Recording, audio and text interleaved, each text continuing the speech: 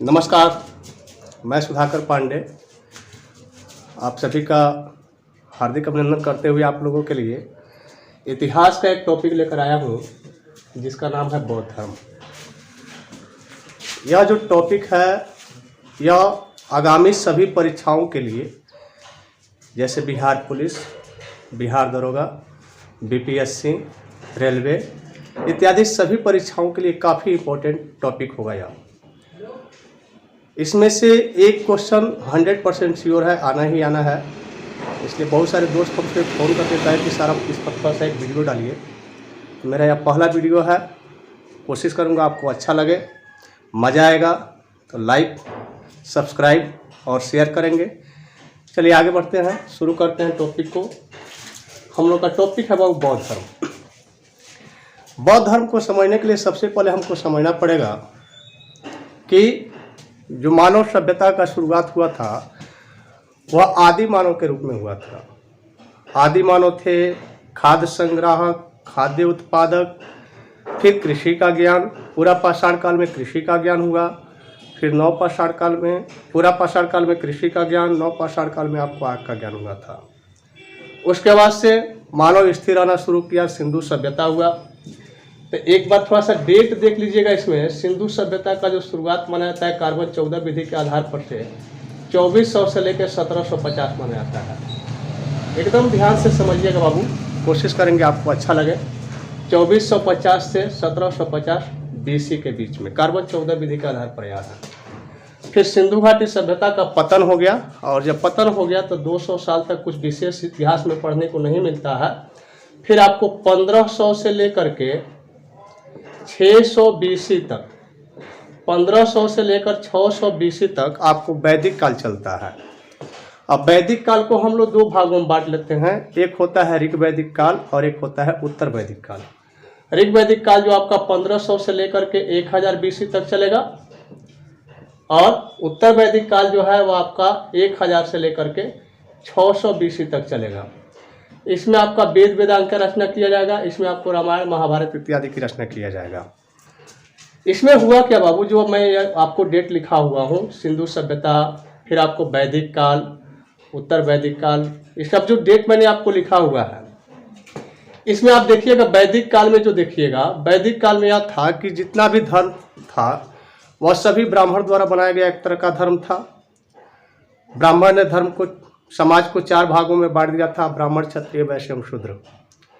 सभी लोग सभी जातियों में सबसे सर्वश्रेष्ठ जो थे वह ब्राह्मण हुआ करते थे, जबकि सारे प्रकार के जिम्मेदारी क्षत्रियों, वैश्यों और शूद्रों की थी। ब्राह्मण अपने आप को सर्वश्रेष्ठ घोषित किए हुए थे।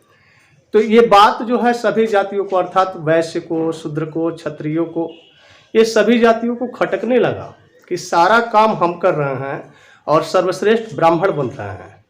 यहाँ तक आप लोगों को पढ़ने को मिलेगा दोस्तों कि इतिहास में वर्णन किया गया है कि 100 साल का क्षत्रिय व्यक्ति 5 साल के ब्राह्मण बच्चा के सामने छोटा माना जाता था।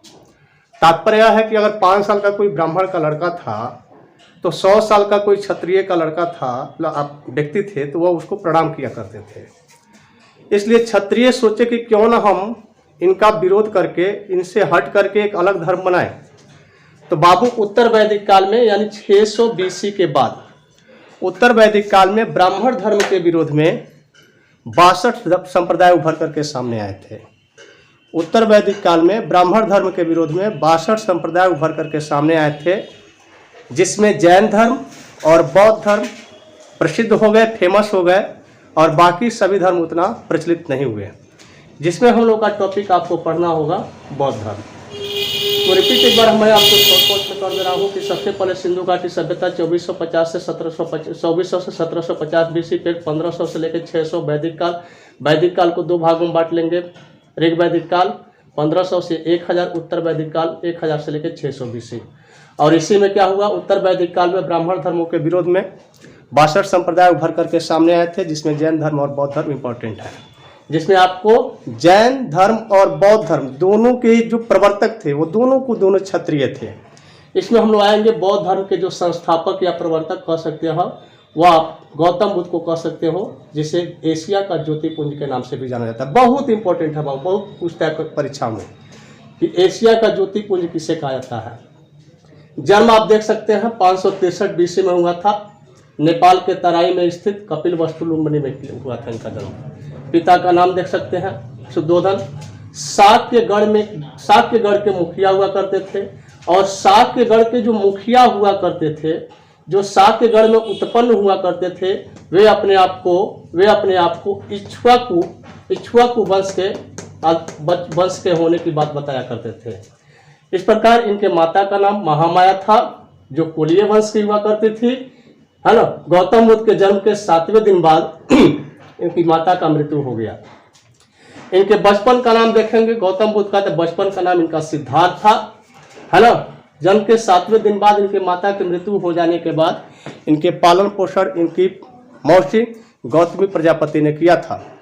ऐसा माना जाता है कि इनका गोत्र गौतम था। ऐसा माना जाता है कि इनका गोत्र गौतम था, इसलिए ये गौतम तथा इनका पालन पोषण इनकी मौसी गौतम प्रजापति की थी, इसलिए इनके नाम के आगे गौतम लग गया था। जब यह बच्चा छोटा था, जब इनका एक तरह से कहा जाता है छठिहार मनाया गया, तो एक ऋषि हुआ करते थे, एक महर्षि हुआ करते थे, जिसका नाम था कालदेवन। जब इनका छठिहार मनाया गया था, तो एक ऋषि थे जिसका नाम था कालदेवन, और एक और ऋषि थे जिसका नाम था कौंडिन्य। वो इनके समारोह पर आए, छठिहार समारोह पर आए, और उन्होंने गौतम बुद्ध अर्थात सिद्धार्थ को देख करके यह बता दिया था कि आने वाले समय में ये लोग, वो कालदेवन और कौंडिन्य, इन्होंने देख करके यह बताया हुआ था कि आने वाला समय में यह बच्चा या तो सन्यासी हो जाएगा या भारत का चक्रवर्ती सम्राट बन जाएगा। यह बात जो भविष्यवाणी उन्होंने किया था, यह बात शुद्धोधन को खटक गया।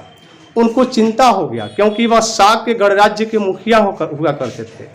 आप समझ सकते हो उस समय के एक प्रकार के छोटे मोटे राजा के समान हुआ करते थे।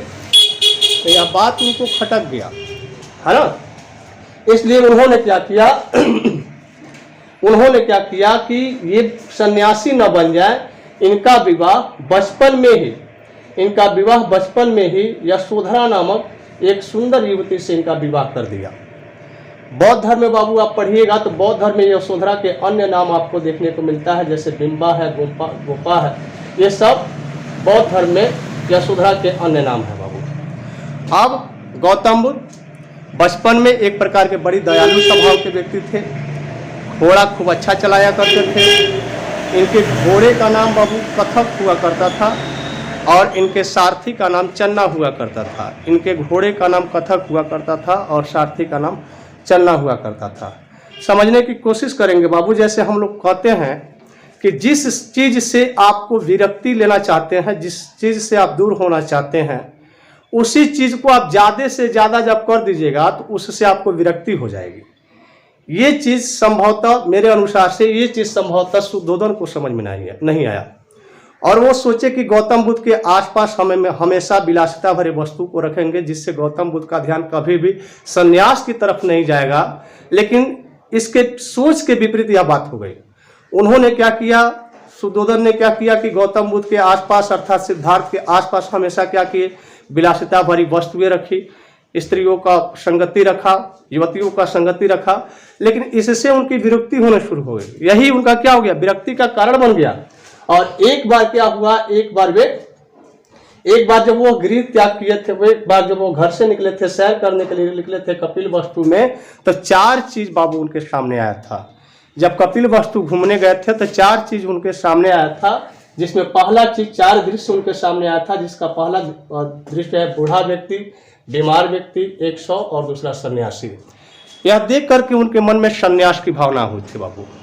यह 4 दृश्य देख करके गौतम बुद्ध के मन में सन्यास की भावना आ गई, और इस प्रकार आगे जाकर के गौतम बुद्ध को यशोधरा से एक पुत्र रत्न की प्राप्ति हुई, जिसका नाम राहुल था। कितने वर्ष बाद, विवाह 28वें वर्ष में जब वो 28 साल के हुए थे, तो उनको पुत्र रत्न की एक प्राप्ति हुई थी, जिसका नाम था राहुल।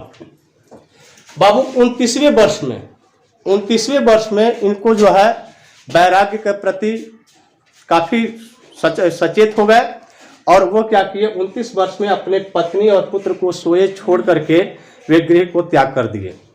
जब वो घर छोड़े तो उनके पहले गुरु जो थे अलार कलाम हुआ करते थे। जब ये घर छोड़े तो पहले गुरु अलार कलाम से मिले, जो सांख्य दर्शन के प्रवर्तक हुआ करते थे। अलार कलाम से पहली वे शिक्षा प्राप्त किए, जो सांख्य दर्शन के प्रवर्तक हुआ करते थे। लेकिन गौतम बुद्ध को इनसे भी संतुष्टि प्राप्त नहीं हुई थी। फिर दूसरे गुरु जो थे, यह सांख्य दर्शन के जो प्रवर्तक है बाबू वैशाली के है ना। सांख्य दर्शन के जो प्रवर्तक थे, मैंने सांख्य दर्शन के जो शिक्षा लिए थे, प्रवर्तक नहीं, सांख्य दर्शन के प्रवर्तक आपको कपिल मुनि है, ध्यान से समझिएगा। अलार कलाम से वे सांख्य दर्शन के दीक्षा लिए थे या शिक्षा लिए थे। जो पहले गुरु थे वैशाली से इनका संबंध है। दूसरे गुरु रुद्रक रामपुत हैं, जिनसे वे योग दर्शन की दीक्षा लिए थे। लेकिन ये दोनों गुरु उनको संतुष्ट नहीं कर पाए, दोनों ही गुरु उनको संतुष्ट नहीं कर पाए। रिजल्ट क्या हुआ, ये दोनों गुरु को छोड़ करके आगे वह बिहार की ओर बढ़े, बिहार की गया के तरफ बढ़े। और 35 वर्ष की आयु में कठिन तपस्या करने के बाद, 35वें वर्ष की आयु में कठिन तपस्या, 49 दिनों के कठिन तपस्या के बाद बाबू इनको निरंजना नदी के किनारे ज्ञान की प्राप्ति होती है पूर्णिमा की रात्रि को। निरंजना नदी को इतिहास में फल्गु नदी के नाम से भी जाना जाता है, पुनपुन नदी के नाम से भी जाना जाता है। इसको थोड़ा सा समझ लिया जाए बाबू, इसको समझ लिया जाए। इसमें हुआ यह बाबू, निरंजना नदी के किनारे इनकी ज्ञान की प्राप्ति बाबू निरंजना नदी के किनारे हुआ था, एक पीपल के पेड़ के नीचे। इसके पीछे बाबू एक कहानी है। कहा जाता है कि पीपल, जैसे उस समय ब्राह्मण के द्वारा 4 भागों में समाज बटा हुआ था, ब्राह्मण, क्षत्रिय, वैश्य एवं शूद्र। शूद्रों को मंदिर मस्जिद जाने से मना ही था। तो एक सुजाता नाम की स्त्री थी, जो पीपल के पेड़ के नीचे पीपल से एक मन्नत मांगी थी कि हे भगवान, हे पीपल के देवता, अगर मुझे पुत्र रत्न की प्राप्ति हो जाएगा तो मैं आने वाले समय में आपको खीर खिलाऊंगी। सौभाग्य से उसको पुत्र रत्न की प्राप्ति हो गया। और एक दिन वह मन्नत के अनुसार जब खीर खिलाने गई थी तो उसी पीपल के पेड़ के नीचे भगवान बुद्ध बैठे हुए थे। वह स्त्री सोची कि हो न हो यही भगवान है, निश्चित तौर पे यही पीपल के भगवान हैं। और जब वो उनको खीर खिला दी तो उनको संतुष्टि प्राप्त हुई। वे संतुष्ट हुए, भगवान बुद्ध सब संतुष्ट हुए और उनको 4 आर्य सत्य का ज्ञान हुआ, है ना। खीर खाने के बाद उनको 4 आर्य सत्य का ज्ञान हो गया। क्या कि सभी लोग दुखी हैं, सब लोग दुखी हैं।